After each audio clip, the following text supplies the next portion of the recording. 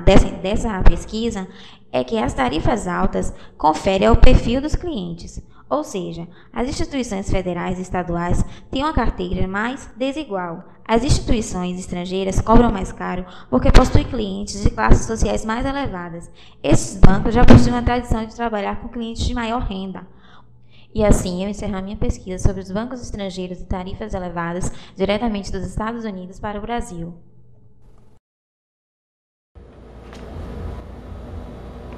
Tarifa é a contrapartida de uma prestação de serviço. Água, luz, telefone, gás e internet são serviços tarifados. Assistir ao Campeonato Brasileiro de Futebol pela TV paga custa R$ 49,90 por mês. É o preço pela comodidade de ver o jogo em casa ao vivo. A passagem de ônibus, trem ou metrô é uma tarifa. Remunera o serviço de transportar pessoas. Reconhecer firma em cartório, dependendo de documento ter ou não valor econômico, custa em média R$ 2,00. As despesas de cartório de uma firma pequena, com cerca de 80 funcionários, fica entre R$ 1.200 a R$ 1.300 por mês. Em todo o mundo, os bancos vêm se caracterizando como prestadores de serviços. Na verdade, desde os seus primórdios, os bancos prestam os serviços de guarda e transferência de valores.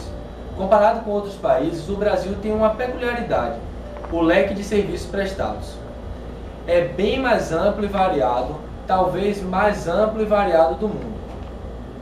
Os bancos são prestadores de serviço e também intermediários financeiros, ou seja, além do crédito, obtêm receitas pela administração de recursos de terceiros, por operações de comércio exterior e câmbio, pela facilitação de serviços de cobrança, arrecadação e pagamento das empresas, entre um amplo leque de outros serviços.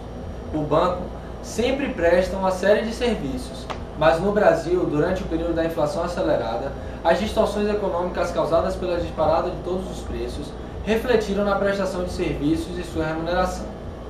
Os bancos, como a maioria das empresas brasileiras, por causa da disparada diária dos preços, tinham dificuldade de apurar seus custos.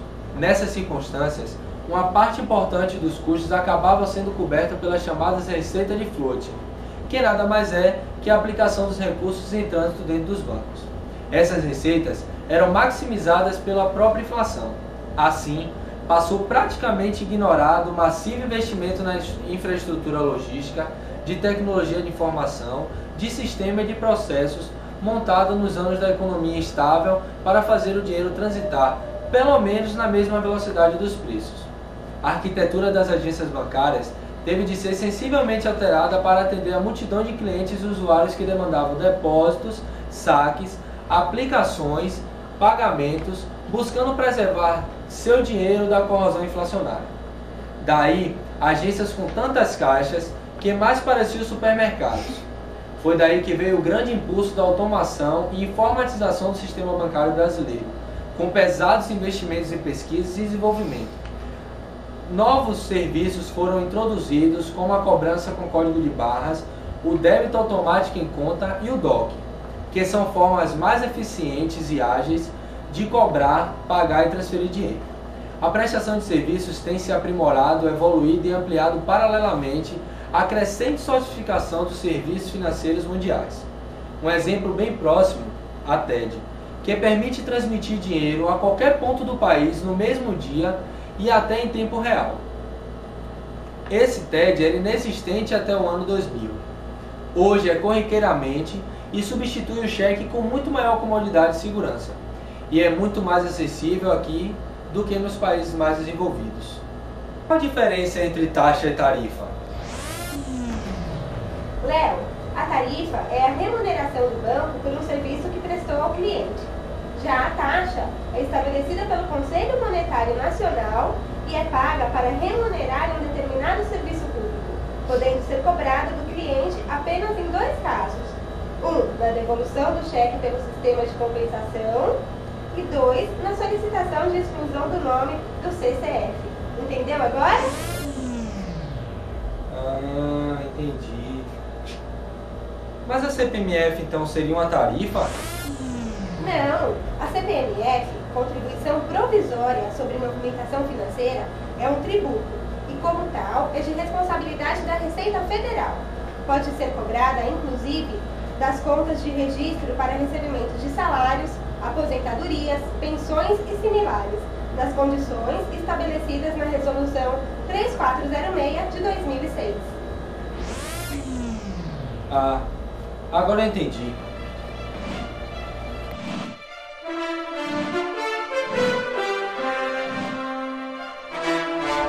Diretamente do Procon, eu, Vanessa Nascimento, realizei uma pesquisa sobre tarifas e o Código de Defesa do Consumidor. Tarifas abusivas enchem os cofres bancários. O Ministério Público Federal já recomendou maior regulamentação das tarifas e a observação do Código de Defesa do Consumidor. Recentes pesquisas apontam que os bancos têm lucrado cada vez mais às custas das tarifas cobradas pelos serviços oferecidos. Se no início do Plano Real, em 1994, 6,5% da arrecadação das instituições eram provenientes dessas cobranças, hoje elas são responsáveis por quase 20% da receita. A explicação para esse resultado é simples. Muitos dos serviços que antes eram gratuitos passaram a ser taxados. Atualmente, os bancos cobram, só das contas de pessoas físicas, cerca de 60 tarifas diferentes e até algumas transações via internet já são pagas. Como a atual regulamentação do Banco Central dá margem para que as instituições financeiras estipulem valores e os reajustes que bem entenderem, nada impede que mais serviços oferecidos passem a ser cobrados também.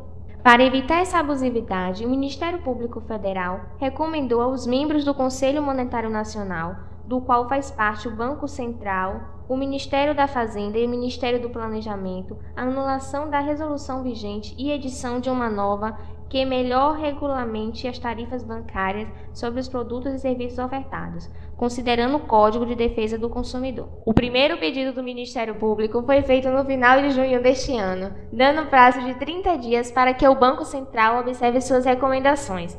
Como não foi atendido, prorrogou por mais 30 dias úteis o limite para que o banco envie ao Ministério Público Federal as novas resoluções e extinga tarifas que são cobradas indevidamente. Na avaliação dos deputados, a proposta do governo transfere para a sociedade a responsabilidade de estimular a concorrência entre os bancos e evita interferir no funcionamento do mercado. Deputados e representantes da sociedade queriam impor limites para o ganho dos bancos com a cobrança de taxas pela prestação de serviço, além de eliminar algumas tarifas que são consideradas abusivas, como a tarifa de abertura de crédito e a tarifa por liquidação antecipada, chegando a uma conclusão que os bancos têm lucrado cada vez mais às custas de tarifas cobradas pelos serviços oferecidos.